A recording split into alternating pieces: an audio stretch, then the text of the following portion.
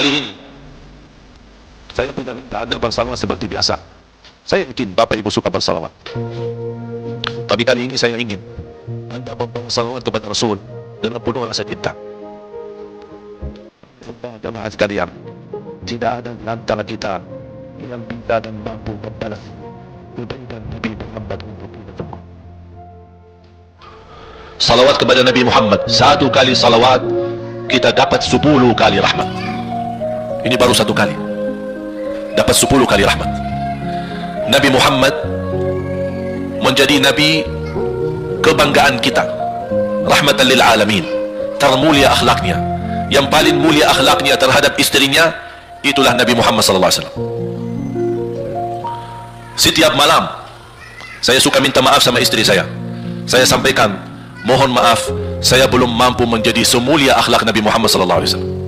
Yang termulia akhlaknya terhadap istrinya Nabi Muhammad. Makanya kata Rasulullah di hadis yang sahih, ahsanun nasi akhlaqan ahsanukum li ahli. Yang paling laki-laki yang termulia adalah laki-laki yang termulia akhlaknya terhadap istrinya.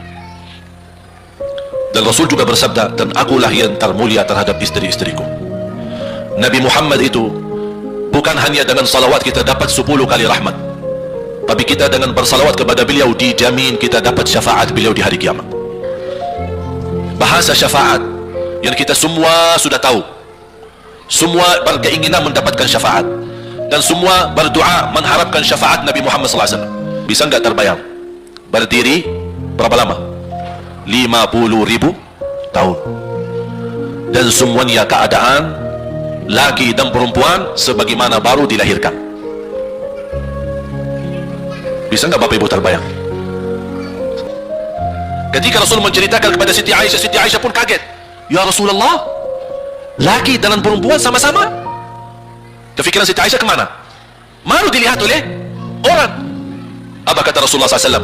Wahai Aisyah, di saat itu kesibukan manusia pandang kepada Allah Subhanahu wa Ta'ala, menunggu hisab lebih daripada kefikiran yang lain. Bisa nggak terbayang? Disitulah terasa anugerah, ampunan Allah yang maha kuasa. Dan Allah di saat itu mampu menghukum kita. Dan kalau Allah menghukum kita, Allah tidak pernah menzalimi kita. Justru itu keadilan Allah. Tapi Allah tidak memperlakukan keadilannya, justru yang mendahulukan ampunan dan kasih sayangnya. Habis selesai hisab, harus semua tanpa kecuali liwati neraka jahanam. Di atas sirat, sirat yang panjang, yang kejam seperti pedang, yang tipis sampai tidak bisa dilihat oleh mata. Katanya tipisnya seperti, subhanallah, imam bisa jalan di atas rambutnya. Kejam lagi, masuk di atas serat, terus jalan.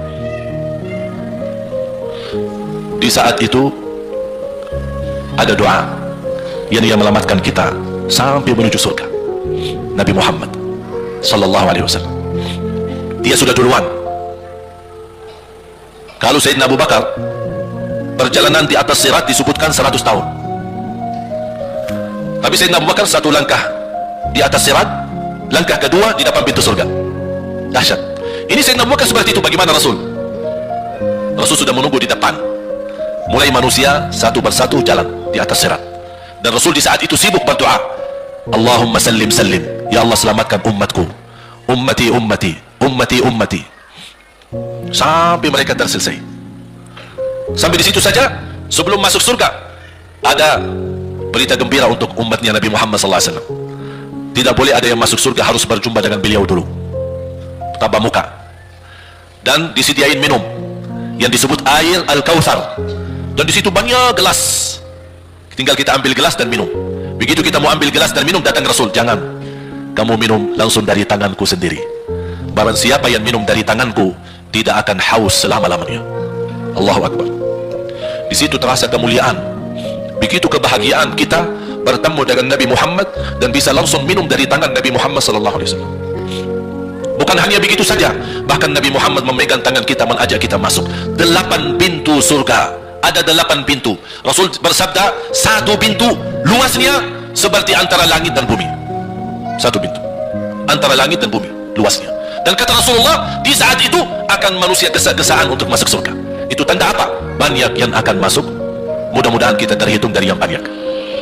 Di dalam satu hadis, 1 mil adalah, kalau untuk dalam mata itu kan berapa ukurannya?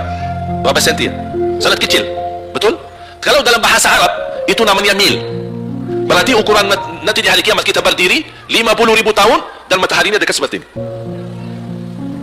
Di riwayat mil bukan yang itu maksud, tapi adalah ukuran perjalanan 1 mil. Kira-kira 1 mil cukup jauh? Sama, kurang lebih berapa kilo? 1,5 kilo? Ya, kurang lebih 1,5 kilo. Sekarang jutaan kilometer kita merasa panas. Sudah ada AC, sudah ada kipas, sudah ada hujan, sudah ada ini, tapi merasa begitu panasnya. Itu jutaan kilometer. Bagaimana kalau 1,5 kilo? Makanya Rasul menggambarkan nanti di hari kiamat, yang biasa di dunia kalau kita keringat dari atas ke, kalau di hari kiamat terbalik, keringat kita dari bawah ke atas. Ini tergantung dosa kita. Kata Rasulullah, ada yang keringatnya sampai ke mata kaki, ada yang sampai ke lutut, ada yang sampai ke paha, ada yang sampai ke perutnya, ada yang sampai ke dadahnya, ada yang sampai ke lehernya, bahkan ada yang sampai merasa sudah sesak nafas, ingin melamatkan diri supaya tidak tenggelam di dalam keringatnya sendiri. Dalam keadaan itu 50.000 tahun. Bayangkan semua manusia ini aja sekarang yang masih hidup berapa miliar, kita tidak bisa dihitung berapa jumlah penduduk bumi. Bayangkan dengan umat terdahulu semua dikumpulkan dan semua menarah satu arah kepada Nabi Muhammad, minta tolong, ya Rasulullah, ya Muhammad, ya Habiballah, tolong syafaatkan. Barangkali dengan bantuanmu, doamu, syafaatmu bisa ini mulai dihisab supaya terselesai siksa yang kita hadapi. Begitu mereka datang, apa jawab Rasulullah SAW? Allahumma sallim sallim, ummati ummati. Ya Allah, selamatkan umatku umatku.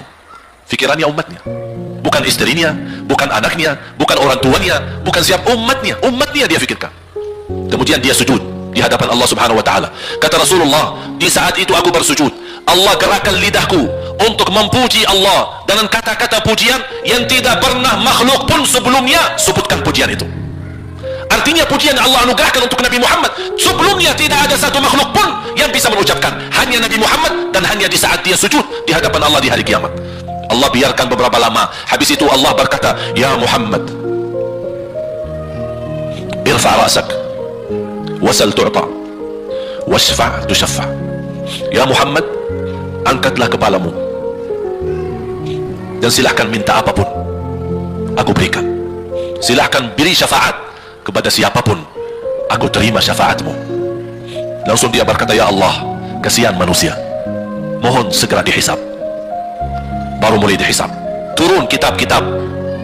Ada yang mengambil kitabnya dengan tangan yang kanan, itulah bahagia.